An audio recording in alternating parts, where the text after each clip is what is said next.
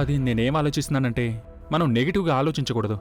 ఎవరికి తెలుసు సరళ ఆంటీని చంపాలని ఎవరూ ప్రయత్నించలేదేమో.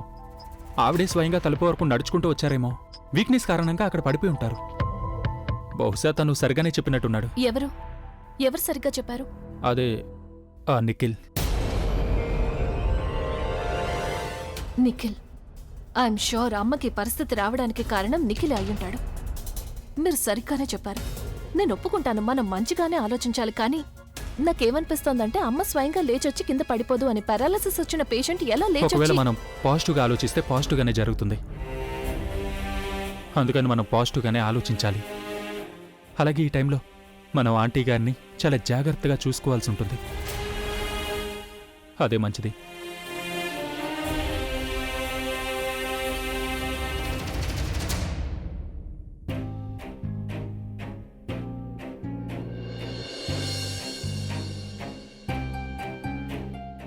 అర్చన, నువ్విక్కడేం చేస్తున్నావు? అక్కా, నేను నీకోసమే వెయిట్ చేస్తున్నాను. ప్రవీణ్ అన్నయ్య ఎక్కడున్నాడు? అర్చన, నేను చెప్పడం మర్చిపోయాను. ప్రవీణ్ ఏదో పని మీద అహ్మదాబాద్ వెళ్ళాడు. తనకి వెళ్లాలని లేదు గాని నేనే చెప్పాను ఈ గొడవలో పడి పనిని ఇగ్నోర్ చేయడం మంచిది కాదని.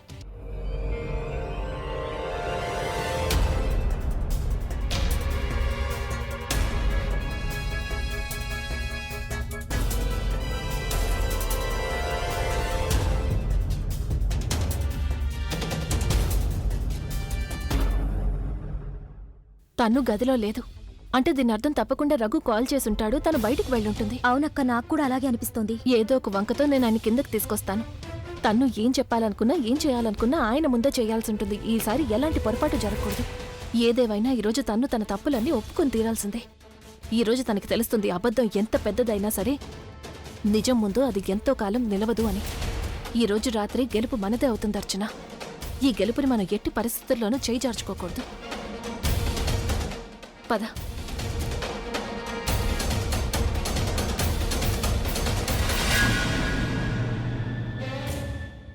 ఈ నిఖిల్ ఎప్పుడు ఇంతే, ఎప్పుడు రాంగ్ టైంలోనే పిలుస్తుంటాడు, కానీ తను మాత్రం టైంకి రాడు. ఇప్పుడు నన్ను కార్ స్టార్ట్ చేస్తే ఖచ్చితంగా సౌండ్ వినిపిస్తుంది కదా. ఈ టైంలో తనకి కార్ ఎందుకు కావాల్సి వచ్చింది?